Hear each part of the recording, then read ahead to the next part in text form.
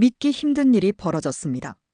미국 남부의 현대 LG 공장이 멈추고 텍사스 삼성 초대형 반도체 프로젝트마저 중단 위기에 놓였습니다. 단 하루 만에 3,500억 달러 협상이 무너질 수 있다는 소식에 백악관과 월스트리트가 발칵 뒤집혔습니다. 그러나 진짜 충격은 지금부터였습니다. 한국 기술자 수백 명이 영장도 없이 체포된 순간 70년 동맹의 신뢰는 금이 갔습니다. 돈이냐 존엄이냐, 대한민국은 존엄을 택했고 세계 판도가 흔들리기 시작했습니다. 구독과 좋아요, 알림 설정은 대한민국의 목소리를 세계에 더 크게 울리게 하는 힘이 됩니다. 2025년 9월 미국 남부 조지아주 현대차 마이너스 LG 에너지 솔루션 배터리 공장이에요. 점심시간이 막 끝나갈 무렵이었습니다. 공장 주변에 검은색 SUV 수십 대가 일제히 멈춰 섰어요. 차에서 내린 건 미국 이민단속국 IC 특수작전팀이었죠. 그들의 손에는 영장도 구체적인 용의자 명단도 없었습니다. 존 톰슨 지휘관의 지시가 떨어졌어요. 순식간에 공장은 봉쇄되었고 300명의 한국인 기술자와 전문가들이 벽 쪽으로 몰렸습니다. 첨단 배터리 기술을 다루는 엔지니어도, 영주권을 가진 가장도, 합법 취업 비자를 소지한 전문가도 가리지 않았죠. 그들 대부분은 ESTA나 B-1 비자로 합법적으로 체류하며 일하고 있던 사람들이었어요. 한 기술자가 떨리는 목소리로 항의했습니다. 자신은 영주권자라고, 왜 이런 일이 벌어지는지 설명해달라고 말했어요. 하지만 돌아온 건 차가운 수갑 소리뿐이었죠. 300명의 한국인들이 범죄자처럼 손이 묶인 채 버스에 실려갔습니다. CNN 국제부 특파원 에밀리 박은 그날 밤 긴급 뉴스를 타전했어요. 합법적으로 일하던 한국인 기술자와 전문가 300명이 아무런 사유 설명도 없이 일제히 연행되었다고 보도했습니다. 이것은 단순한 이민 단속이 아니라 동맹국 국민에 대한 신뢰의 파괴라고 전했죠. 화면에는 수갑찬 한국인들이 구금시설로 향하는 모습이 비쳤어요. 충격은 텍사스에서도 터져나왔습니다. 삼성전자가 170억 달러를 투자해 건설 중이던 초대형 반도체 공장, 미국 반도체 자립의 핵심 프로젝트 현장이 혼란에 빠진 거예요. 조지아 사태 소식을 들은 한국 기술자 150여 명이 공포에 떨며 작업을 중단했습니다. 나노미터 단위의 정밀 공정을 다루는 그들 없이는 프로젝트 자체가 불가능했죠. 서울 청와대 새벽 3시, 대통령의 집무실에 불이 켜졌어요. 외교부 장관의 긴급 보고가 올라왔습니다. 미국 이민당국이 조지아주 배터리 공장에서 300명의 한국인을 일제히 구금했고 미국 측은 정상적인 법 집행이라고만 답변한다는 내용이었죠.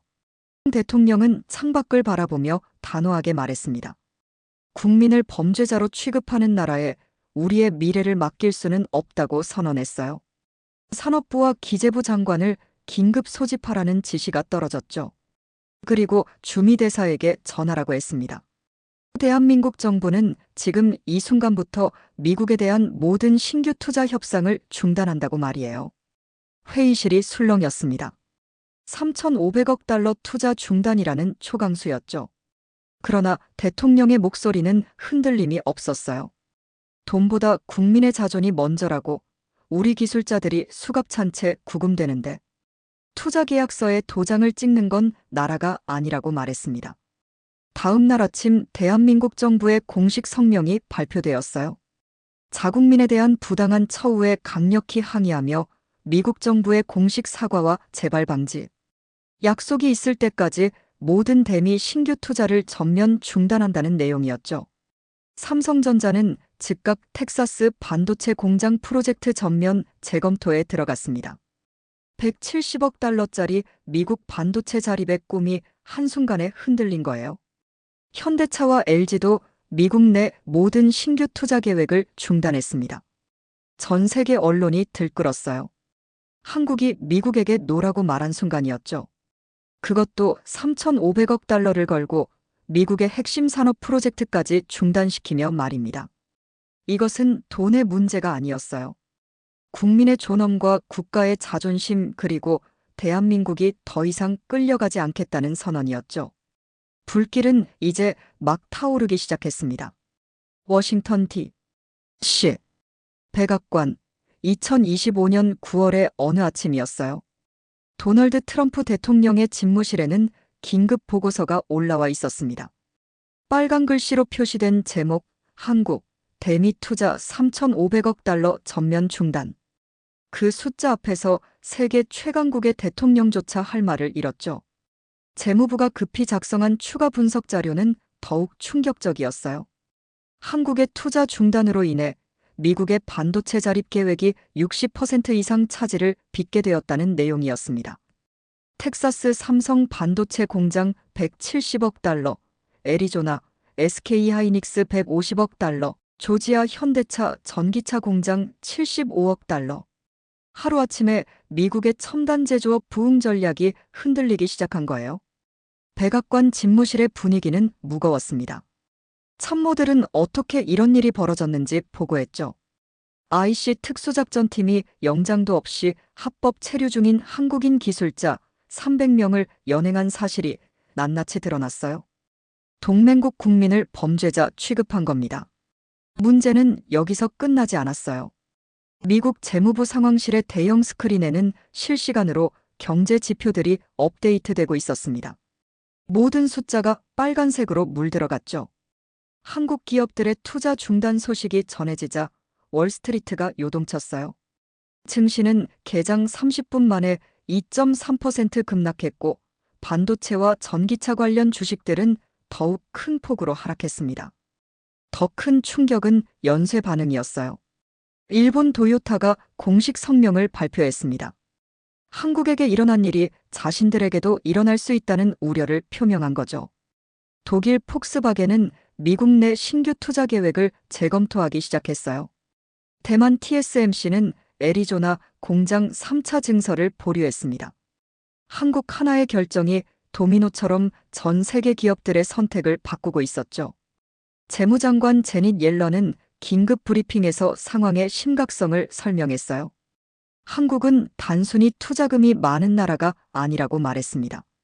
반도체, 배터리, 디스플레이, 첨단 소재 등 모든 미래 산업의 핵심 기술을 보유한 나라였죠. 한국이 빠진 미국의 인프라 계획은 뼈대만 남은 건물과 같았어요. CNN 국제부의 에밀리 박 특파원은 저녁 특집 방송에서 이렇게 전했습니다. 워싱턴은 지금 패닉 상태이며 단 하루 만에 3,500억 달러가 증발했다고 말이죠. 하지만 그녀는 더 중요한 점을 지적했어요. 진짜 문제는 돈이 아니라 신뢰라고, 미국이 동맹을 대하는 방식이 근본부터 잘못되었다고 말했습니다. 화면은 한국 청와대 앞 광장으로 전환되었어요. 수천 명의 시민들이 촛불을 들고 모여 있었습니다. 그러나 그것은 분노의 촛불이 아니었죠. 자신들의 정부가 돈보다 국민의 존엄을 택한 것에 대한 자긍심의 표현이었어요. 그날 밤 월스트리트 저널은 일면 헤드라인을 이렇게 뽑았습니다. 한국의 선택, 미국 경제의 위기. 세계 언론은 한 목소리로 말하고 있었죠. 이것은 단순한 외교 마찰이 아니라 국제 질서의 변곡점이라고 말입니다. 한 나라의 단호한 결정이 세계 최강국을 흔들고 있었어요. 그리고 그 나라는 바로 대한민국이었습니다. 조지아주 사바나 현대자동차 미국 공장이에요. 한국인 기술자들이 연행된 지 사흘째 되는 날 공장 생산 라인이 멈춰 섰습니다. 최첨단 전기차 조립 공정은 로봇과 기계만으로는 돌아갈 수 없었죠. 정밀한 배터리 연결, 전자제어 시스템 조율, 품질 검수 과정 하나하나가 한국 기술자들의 손길을 필요로 했어요. 공장장 마이클 핸더슨은 본사에 긴급 보고를 올렸습니다. 남은 인력만으로는 하루 생산 목표량의 30%도 채울 수 없었죠. 결국 공장은 2,300명의 미국인 근로자를 일시 해고할 수밖에 없다는 결론에 도달했어요.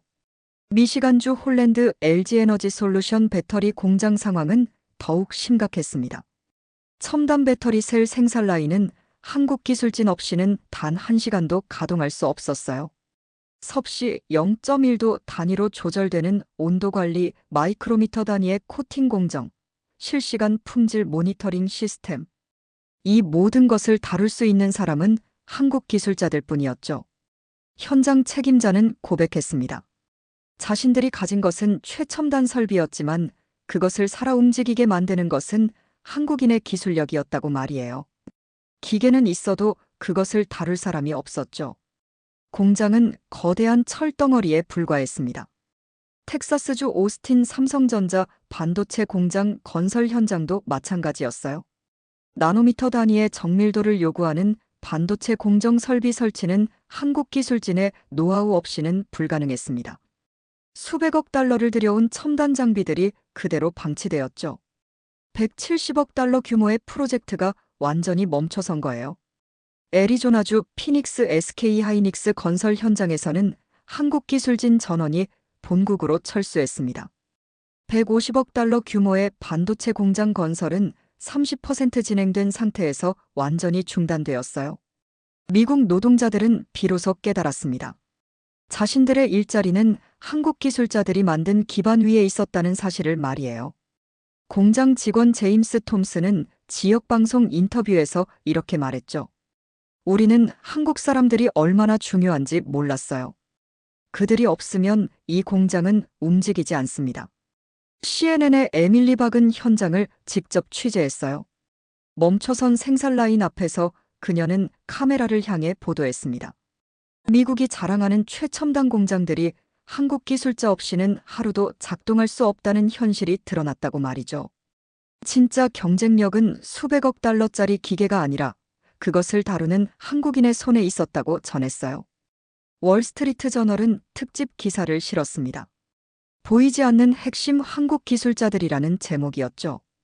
기사는 미국 제조업 부흥의 이면을 파헤쳤어요. 화려한 공장 준공식 뒤에는 언제나 한국 기술자들이 있었고 그들의 노하우가 미국 산업을 떠받치고 있었다는 내용이었습니다. 산업 현장의 혼란은 숫자로 증명되었어요. 한국 기술자들이 빠진 미국 공장들의 생산성은 평균 67% 감소했습니다. 그리고 이 수치는 계속 떨어지고 있었죠. 더 충격적인 것은 공급망 전체가 흔들리기 시작했다는 거예요. 자동차 부품 공급 업체들이 연쇄적으로 생산을 줄였고 배터리를 공급받지 못한 전기차 제조사들은 출시 일정을 연기했습니다. 한국 기술자 300명의 부재가 수만 명의 미국 노동자 일자리에 영향을 미치고 있었어요. 미국 상공회의소는 긴급 성명을 발표했습니다. 한국과의 관계를 즉각 정상화하지 않으면 미국 제조업이 심각한 타격을 받을 것이라는 경고였죠. 그들도 이제 깨달은 거예요. 한국 없는 미국의 미래 산업은 존재할 수 없다는 사실을 말입니다. 사태 발생 일주일 후 전 세계 언론의 헤드라인은 하나로 모아지고 있었어요. 뉴욕타임스는 일면 톱 기사로 한국인 구금 사태, 미국 경제 정책의 위기를 실었습니다. 파이낸셜 타임스는 신뢰의 붕괴, 동맹의 대가라는 제목으로 특집을 구성했죠. 전 세계가 한국에서 일어난 일을 주목하고 있었어요. 이것은 더 이상 한국만의 문제가 아니었습니다. 도쿄 도요타 본사 임원회의실이에요. 일본 최대 자동차 기업의 경영진들은 긴급 회의를 소집했습니다. 그들은 미국에서 일어난 일을 심각하게 받아들였죠. 도요타 부사장은 회의에서 명확히 말했어요. 한국에게 일어난 일이 내일은 일본에게 일어날 수 있다고. 미국의 자의적인 법 집행은 모든 동맹국에 대한 위협이라고 말입니다. 도요타는 즉각 성명을 발표했습니다. 미국 내 신규 투자 계획 전면 재검토에 들어간다는 내용이었죠. 85억 달러 규모의 배터리 공장 건설 계획이 보류되었어요. 독일 베를린 폭스바겐 그룹 본사도 움직였습니다. 유럽 최대 자동차 그룹은 북미 전략을 전면 재검토하기 시작했어요. 한국 사태는 독일 기업들에게도 경고였죠. 법치의 예측 가능성이 없는 곳에서는 장기 투자가 불가능하다는 결론이었습니다. 대만 타이베이 TSMC 본사는 더욱 신속하게 반응했어요. 세계 최대 파운드리 기업은 애리조나 공장 3차 증설 계획을 즉각 동결했습니다. 120억 달러 규모의 투자가 중단된 거죠. TSMC 회장은 내부 회의에서 말했어요. 미국이 한국 기술자들을 그렇게 대우한다면 대만 엔지니어들의 안전도 보장할 수 없다고 말입니다. CNN 스튜디오에서 에밀리 박은 국제 반응을 분석했습니다. 한국에서 시작된 파장이 전 세계로 퍼져나가고 있다고 보도했어요.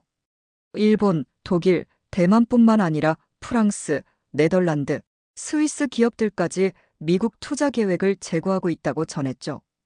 한국 하나의 사건이 글로벌 투자 지형을 뒤바꾸고 있었습니다. 유럽연합 본부 브뤼셀에서는 긴급회의가 열렸어요. EU 집행위원회는 미국의 일방적인 법 집행에 대한 우려를 공식 표명했습니다. 동맹국 국민에 대한 적법 절차 없는 구금은 국제규범에 어긋난다는 성명을 발표했죠. 상황은 급속도로 악화되었어요. 프랑스 에어버스는 미국 엘라베마주 공장 확장 계획을 보류했습니다. 네덜란드 ASML은 미국 내 서비스 센터 증설을 연기했어요. 스위스 제약사들은 미국 생산기지 투자를 재검토했죠. 한국 사태는 도미노가 되어 무너지고 있었습니다. 월스트리트는 패닉에 빠졌어요. 외국인 직접 투자 전망치가 하루가 다르게 하향 조정되었습니다. 애널리스트들은 보고서를 쏟아냈죠. 동맹 신뢰의 붕괴가 가져올 경제적 파장이라는 제목의 분석들이었어요. 워싱턴 국무부 데이비드 스틸웰 차관보는 내부 회의에서 우려를 표명했습니다.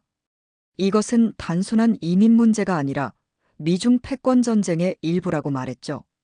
한국이 중국 쪽으로 기울면 모든 것이 끝난다고 경고했어요.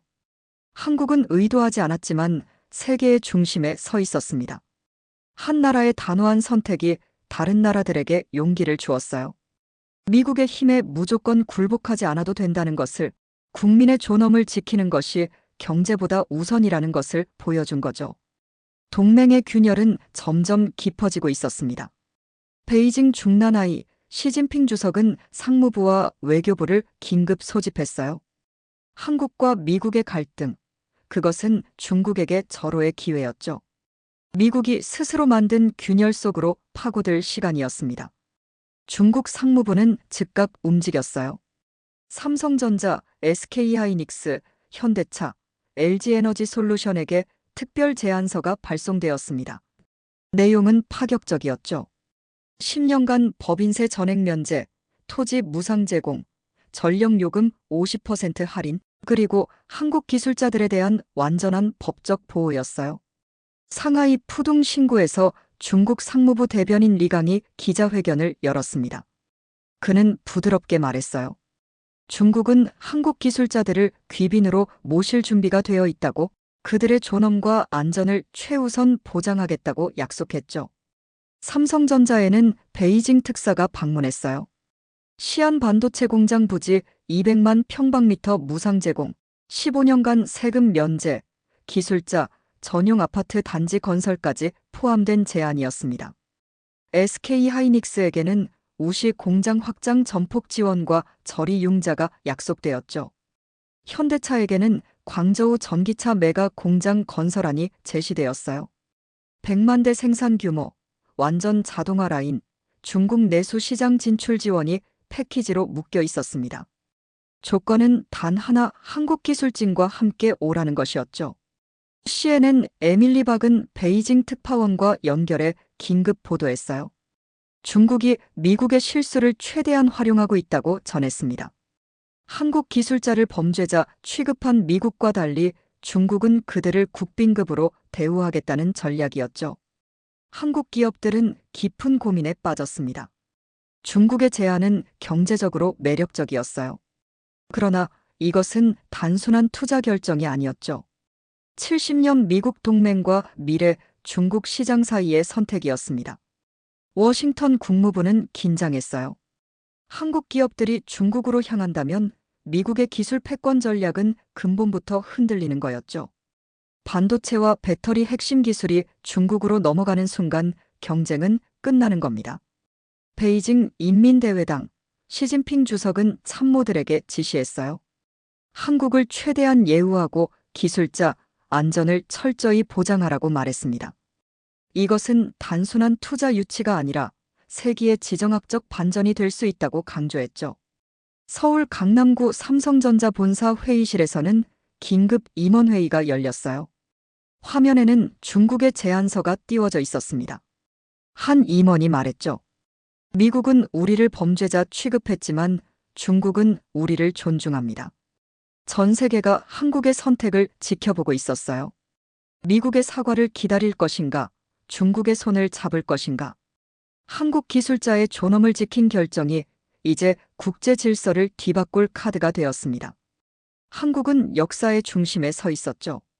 사태 발생 2주차, 백악관은 더 이상 버틸 수 없었어요. 트럼프 대통령은 긴급 기자회견을 소집했습니다. 그의 표정은 달라져 있었죠. 오만함 대신 조심스러움이, 자신감 대신 불안이 묻어났어요. 카메라 앞에 선 그는 준비된 원고를 읽었습니다. 미국은 외국 기술자들을 필요로 합니다. 그들은 우리 경제의 중요한 부분입니다. 그러나 말은 거기까지였어요. 공식 사과도 재발 방지 약속도 없었습니다. 단지 필요하다는 말뿐이었죠. 백악관은 여전히 한국이 먼저 양보하기를 바라고 있었어요. 서울 청와대의 답변은 단호했습니다. 이재명 대통령은 국무회의에서 명확히 말했어요.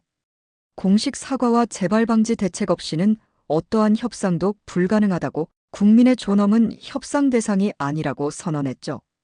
월스트리트는 무너졌어요. 트럼프의 회유가 실패로 돌아가자 증시는 연일 폭락했습니다. 나스닥은 개장 1시간 만에 4.7% 급락했죠. 반도체 관련 주식은 10% 이상 하락했어요. 투자자들은 패닉에 빠졌습니다. 뉴욕 증권거래소 트레이더들은 이날을 특별한 이름으로 불렀어요. 코리아 쇼크데이. 한 나라의 단호한 입장이 세계 금융시장을 뒤흔든 날이었죠. CNBC는 실시간으로 폭락하는 지수를 중계했습니다. 미국 재계는 백악관을 압박했어요. 실리콘밸리 CEO들, 자동차 업계 임원들, 월스트리트 투자자들이 한 목소리로 요구했습니다. 한국과의 관계를 즉각 회복하라고, 공식 사과라도 하라고 외쳤죠. 그러나 백악관은 움직이지 않았어요. 트럼프 행정부는 여전히 체면을 생각했습니다. 강대국이 약소국에게 사과한다는 것, 그것은 받아들일 수 없는 굴욕이라고 여겼죠. 그들은 한국을 여전히 약소국으로 보고 있었어요. CNN 에밀리 박은 스튜디오에서 날카롭게 분석했습니다. 백악관이 상황을 완전히 오판하고 있다고 지적했어요. 한국은 더 이상 70년 전 그 나라가 아니라고, 세계 경제를 움직이는 핵심 국가라고 강조했죠. 국제 신용평가사들이 움직였어요. 무디스는 미국 제조업 전망을 부정적으로 하향했습니다. 피치는 미국 인프라 투자 계획의 실현 가능성에 의문을 제기했죠. 한국 없는 미국의 미래 산업은 불가능하다는 평가였어요. 유럽과 아시아 언론들은 미국의 오만을 비판했습니다. 파이낸셜 타임스는 사설에서 말했어요. 동맹을 함부로 대한 대가를 미국이 치르고 있다고, 힘만으로는 신뢰를 살 수 없다고 지적했죠. 그날 밤 서울 광화문에는 다시 시민들이 모였어요. 그들은 촛불을 들고 정부를 응원했습니다. 플래카드에는 이렇게 적혀 있었죠. 돈보다 존엄 자랑스러운 대한민국. 국민은 정부의 결정을 지지했어요. 미국의 회유는 실패했습니다. 한국은 흔들리지 않았죠. 세계는 놀라움으로 지켜보고 있었어요. 작은 나라가 거대한 제국에게 굽히지 않는 모습을 말입니다. 2025년 10월 첫째 주 한국 주요 기업들이 최종 결정을 내렸어요. 삼성전자 이상훈 해외사업 총괄 사장이 먼저 기자회견장에 섰습니다. 그의 표정은 단호했죠. 텍사스 오스틴 반도체 공장 건설을 무기한 중단한다고 선언했어요. 170억 달러 투자가 완전히 멈춰선 겁니다. 삼성전자는 우리 임직원의 안전과 존엄이 보장되지 않는 곳에서 사업을 진행할 수 없습니다. 그의 목소리는 떨림 없이 명확했어요. 한국 기업이 돈보다 사람을 선택한 순간이었죠. SK하이닉스 한도연 글로벌 전략 담당도 같은 날 발표했습니다. 애리조나주 150억 달러 규모 반도체 공장 건설 전면 중단, 그리고 미국 내 모든 신규 투자 계획 철회였어요. 월스트리트는 충격에 빠졌죠. 현대차 최민수 미주법인 대표는 조지아 공장 앞에서 성명을 발표했어요. 전기차 생산 라인 확장 중단, 75억 달러 추가 투자 취소, 그리고 한국인 기술진 전원 본국 송환 결정이었습니다. 2,300명의 미국 근로자가 일자리를 잃게 되었죠. LG에너지솔루션 박지영 글로벌 CEO는 화상 기자회견을 열었어요. 미시간주 배터리 공장 신규 투자 58억 달러 전액 철회, 기존 생산 라인도 최소 인력으로만 운영하겠다고 밝혔습니다. 미국의 전기차 혁명이 좌초될 위기였죠. 네 기업의 발표가 끝난 직후 뉴욕 증시는 역대급 폭락을 기록했어요. 다우존스 지수 5.2% 하락, S&P 500 6.1% 급락, 나스닥은 7.8% 폭락했습니다. 단 하루 만에 2조 달러가 증발했죠. CNN 에밀리 박은 긴급 특집 방송을 진행했어요. 한국 기업들의 결정이 얼마나 강력한 메시지인지 분석했습니다. 이것은 단순한 투자 중단이 아니라 세계 공급망의 재편을 의미한다고 설명했죠. 도미노는 계속되었어요. 일본 도요타가 미국 배터리 공장 계획 전면 재검토를 발표했습니다.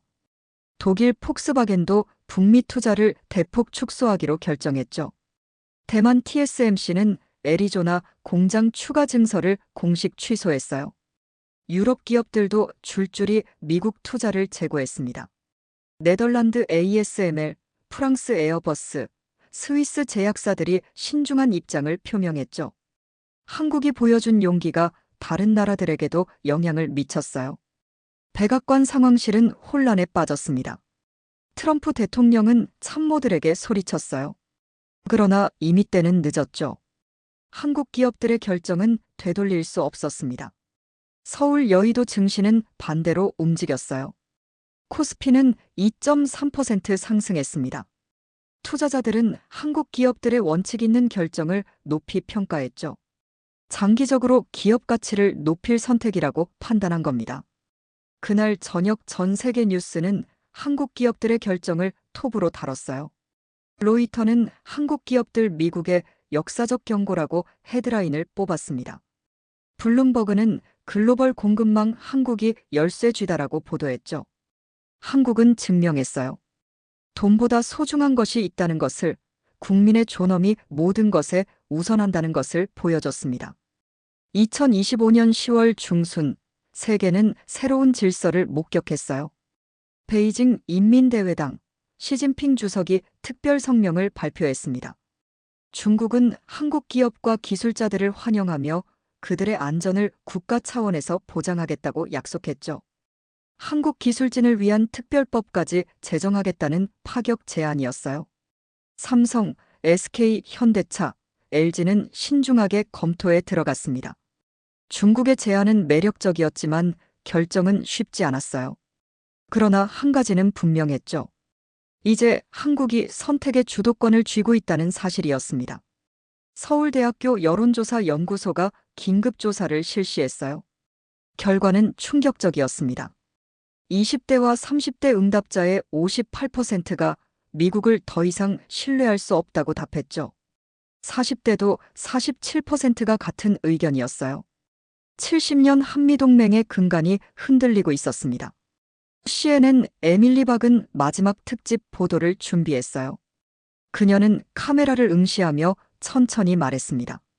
이번 사태는 단순한 외교 갈등이 아니라 역사의 분기점이라고, 한국이 세계에 던진 질문은 명확하다고 전했죠. 동맹은 힘이 아니라 신뢰로 유지된다는 것을 말입니다. 하버드 대학교 케네디 스쿨은 긴급 세미나를 개최했어요. 주제는 한국 사태가 보여준 21세기 동맹의 조건이었습니다. 교수들은 한 목소리로 말했죠. 미국이 동맹국을 대하는 방식을 근본부터 바꾸지 않으면 패권은 유지될 수 없다고 경고했어요. 유럽연합은 공식 성명을 발표했습니다. 한국 정부의 결정을 지지하며 동맹국 국민에 대한 존중이 국제관계의 기본이라고 천명했죠. 미국의 일방주의에 대한 경고였어요. 한미동맹 70년 역사에서 가장 큰 분기점이 찾아왔습니다. 더 이상 한국은 미국의 보호를 받는 약소국이 아니었어요. 세계 경제를 움직이는 핵심 국가였고 스스로 운명을 결정할 수 있는 주권 국가였죠. 서울 광화문 광장에는 다시 시민들이 모였어요. 이번에는 촛불 대신 태극기를 들었습니다. 그들의 얼굴에는 자부심이 가득했죠. 플래카드에는 이렇게 적혀 있었어요. 돈보다 존엄을 택한 대한민국 자랑스럽다. 이재명 대통령은 국민에게 담화를 발표했습니다.